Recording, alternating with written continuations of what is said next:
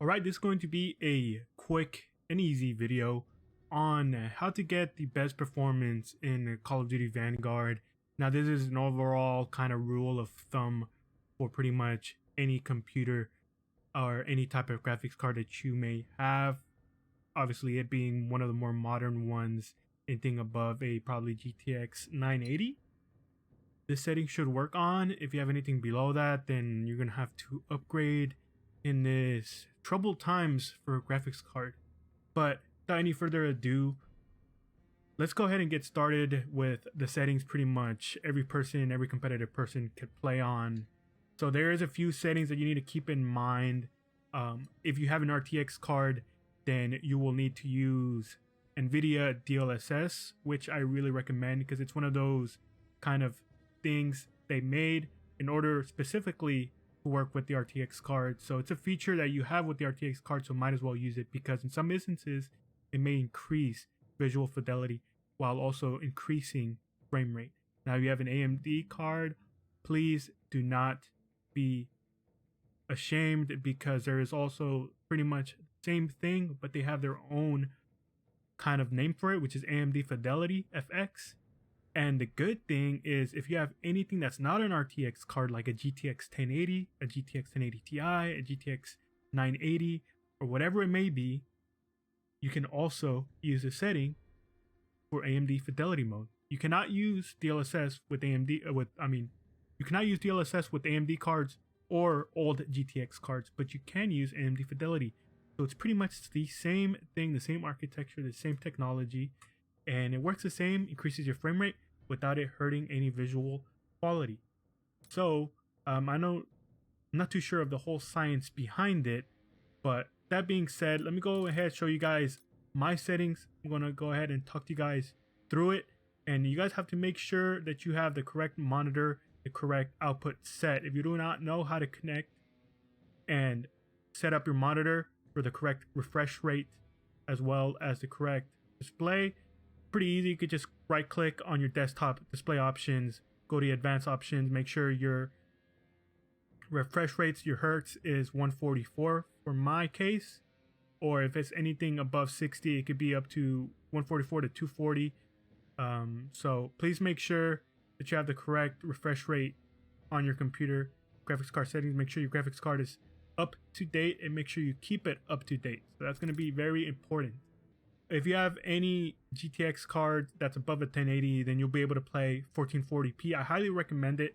So make sure you have the correct resolution. I really recommend, having low quality, for the most part, low quality settings on a 1440p monitor because it still looks fantastic and you can still see visually it's pretty appealing. And you can't really tell a difference because, you have that high resolution. So it looks good. For a 1080, you might want to bump up the graphics a little bit to like medium settings. So just also keep that in mind. So here, obviously my display, you always want to keep it on full screen unless you're a streamer. Keep it on full screen borderless. 1440p is my display. So this does affect a lot of the frame rates. So if you have a pretty, less powerful card, keep it at 1080p. It won't look as good, especially if you have a 1440p monitor, or if you have a 1080p monitor, fantastic. It'll look good for you. So make sure your refresh rate is at 144. For some reason, sometimes games tend to lock it at 60, or they default it to 60, not lock it, but they default it to 60. And if you don't see anything above 60 and you know for sure you have an above 60 refresh rate monitor, then please check your graphics card settings on your desktop.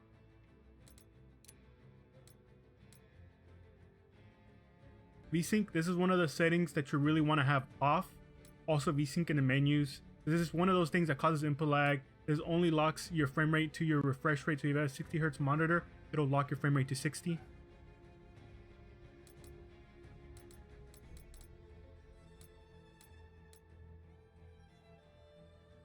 So frame rate limit, I have it at custom.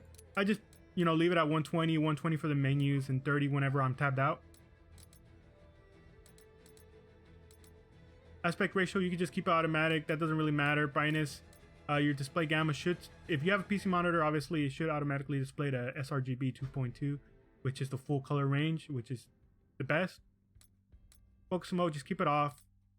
Obviously, your display adapter should be defaulted to what it is. On-demand texture streaming, now this is personal preference. I keep it on, keep everything default to how the game, made it. So download limits, have it off. Depending on your bandwidth, if you have some pretty slow internet, then just take it off. I don't really see much of a difference, and it doesn't really change my frame rate either. But it's obviously personal preference. I keep it on just so my game looks, just a little bit better, especially at like the low quality settings. Now this is where you want to have the most specific type of settings, best performance. So for texture resolution, I keep it on high. Texture resolution is one of the things that you really want to have high so that you can see things around you, especially if you can see enemy players behind any walls. Because if you keep it low, everything's going to look blurry and washed out. You're not going to really be able to tell where players are at. Texture filtering, anisotropic, I keep it low. This thing, I can't really tell the difference, honestly. Particle quality level, I leave it low. Because obviously, who cares about particle qualities? You're not going to sit while you're playing online at a game and look at a grenade explosion or look at, for example, a Molotov cocktail, stare at it and, see the actual quality of it. So keep it low. And, if anything, keep it very low. I just have it at least a little bit low. Particle resolution, same thing. You can't really tell the difference if you have it high or low, as you can tell by the little image here to the right. At low, once again, it's particles. You're not really going to be able to tell particles apart, or you're not really going to stop and stare at them while you're playing. So you want the best frame rates and the best performance. You want to keep that on low.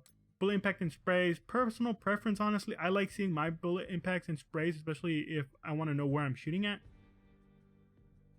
So that's personal preference. I keep it on. I recommend keeping it on, obviously, because, it's Call of Duty. Shader quality, keep it on high, only because, I like having some sort of visual fidelity whenever I'm playing, so I could look at, so it could be a lot more pleasing to the eye, and then not look too much different, especially at 1440p, where it looks really good, even on low settings. Pixelation, I keep it off. Honestly, once again, it's just kind of like the quality of like the terrain. You'll be able to see the bumps and the rivets on the terrain a little bit more. I keep that off. Honestly, if you want, you can keep it on nearby only, but I keep it off because, I'm not going to sit and look at the ground or anything like that. Level of detail distance range, I keep it at standard because it's kind of like normal quality settings, which is, as pretty much on what console has it. So if you kind of want console settings, pretty much just keep it on standard. You don't really need to have high detailed at a distance. Nearby level of detail, keep it low. That's only how you're looking at it from close. Honestly, not much of a difference from between high and low. Honestly, you're just going to be tanking your frame rate. Distant level of detail, same thing. Low, pretty self-explanatory. Flutter dross distance, I keep that on low. Honestly, you don't want any of this ground foliage or rocks. Kind of annoying. Don't really care for all that stuff. Volumetric quality level, I keep it on low. This is also personal preference. If you like seeing the little shadows and the suns and stuff like that go through the buildings, then that's up to you. I keep it low. It still looks good on low, as you can tell from here. So I keep it on low. Screen space shadows, that's only like the shadows of objects that you could see. I keep it off. I don't really care about objects in the world. You can't pick them up. You can't really do much with them. They're just there. So keep them off, just so I can increase my quality. Shadow map resolution. Now, this is also personal preference. I keep it on medium just because if there is an enemy player and I can see their shadow, I want to be able to know and be able to see if I could spot them before they see me, especially if I can see their shadow from around the corner. Keep it on medium. You can have it low, but I say keep it between low and medium. I keep it medium. Sun shadow cascades, keep it low. Cast sun shadows, leave it off. Cast spot shadows, off. Once again, these are all things that they're just volumetric lighting effects that really tank your frame rate. As you can tell, effect on VRAM is pretty high. Keep that off. Spot cache size is low. Spot shadow quality low. Particle lighting, another thing. Particles, who cares about particle lighting? Low. Ambient occlusion, I keep it on both, but if you push show more, the GTA O quality, I keep it on low. So once again, it's just little details on certain structures, buildings, and objects that are in the game that are static. Don't really stand out to me or really care, so I just keep it on low. Screen space reflection, keep that on low. So this is basically if you have water or windows or anything, you could be able to see any reflection coming off of it. pretty much like ray tracing. So keep that on low or even off. I keep it on low because I do like a little bit of visual fidelity, I guess, like I said. Now this is the very important part. Now this is where you have to really pay attention. NVIDIA DLSS people who have RTX cards, keep it on quality, especially if you're playing even at 1080p or 1440p. Keep it on quality. Performance is only for 4K. Nobody's really gonna be playing at 4K. Balance is all right. It makes your game look a little fuzzy, but I say keep it on quality. That's the best NVIDIA DLSS setting for pretty much 1080p and 4K, because it does help your frame rate a lot. You know, I go from like 70 FPS up to like 120. So please keep that on, or even higher. So please keep that on quality. Highly recommend it. Now, for those guys that are using GTX cards or AMD cards, obviously you're not going to have this option enabled. Let me go ahead and turn it off. Here you have fidelity, super resolution. Now this is where you really want to pay attention here, because this is for GTX card once again, and any AMD cards like the RX 480, 580, 6600, etc. You want to use Fidelity FX Super Resolution. Now, for me, personally, quality is the best. So I keep it at quality. I recommend ultra quality if you have like pretty decent graphics card and you don't want and you already get pretty good frame rate. You just want to increase it just by a little bit and have less visual impact. Then I say ultra quality, but keep it between quality and ultra quality, just like NVIDIA DLSS, because you want the best quality and the best visual fidelity, especially if you're playing at 1080p or 1440p.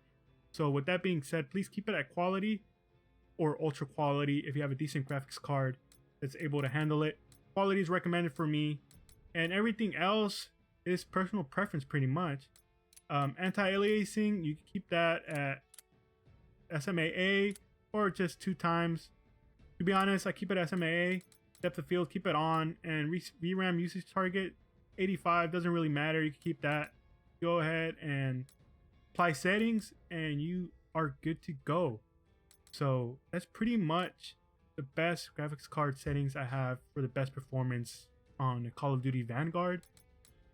So for me, honestly, what I do, simple, super simple for somebody who has an RTX card that's above a 2070. I like playing it at ultra, especially if I'm playing the campaign, and I keep NVIDIA DLSS quality and I apply settings, and that's just the way I play. I still get over 100 FPS, but the DLSS is game changer, as well as the Fidelity FX Super Resolution. So please keep them on quality if you have a GTX AMD card or RTX. Especially if you have an RTX card, please use NVIDIA DLSS. Please. It'll increase your frame rate and make your game at some instances look even better than if you would have it off. So with that being said, hopefully you guys did enjoy this video. It's pretty straightforward. You know, this is just my personal settings. Mileage may vary, like I said earlier. So just mess around with it.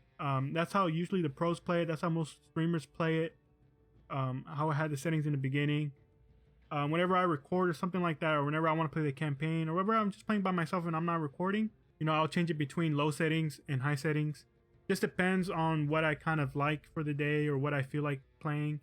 If I feel like my gameplay is just, you know, having pretty low frame rate, then I'll put it to low while I'm recording or streaming. Or if I am, you know, playing the campaign, I'll keep it on ultra. That's just me, like I said, personal preference. Hopefully you guys did enjoy this video. Please leave a like if it did help you out. If it didn't, then leave a dislike. And see you guys in my next video.